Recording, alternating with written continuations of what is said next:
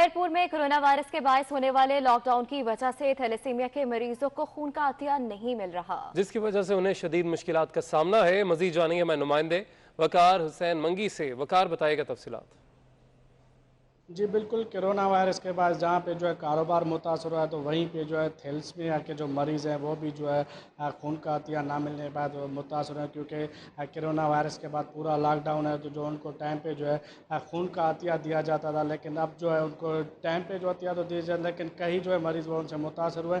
यहाँ पर जो है फातिमिया फाउंडेशन में जहाँ पर जो है उन बच्चों को जो है खून का अतिया दिया जाता है, जहाँ पर जो उनकी ज़िंदगी बचती है, वहाँ का सेंटर इंचार्ज यहाँ पर जो है वो हमारे साथ मौजूद है। उनसे बात करते हैं कि जो है लॉकडाउन के दौरान यहाँ पे जो है उनको कितनी मुश्किलात दरपेश आती है जो है मासूम बच्चों को जो है खून का अतिया देने पे।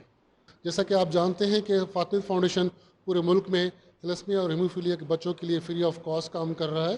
तो इस कोरोना वायरस और लॉकडाउन की वजह से हमें जो है ब्लड कैंप्स नहीं लग रहे, उसके साथ हमें जो है मुश्किलात का सामना है। जो दीगर सोशल तंजीमों के से जो है इल्तिजा किया कि वो फौरी तौर पर जो है खून का अतिया डोनेट करें, ताकि जो है इन मासूम बच्चों की जो है वो ज़िंदगी बच सके। जी।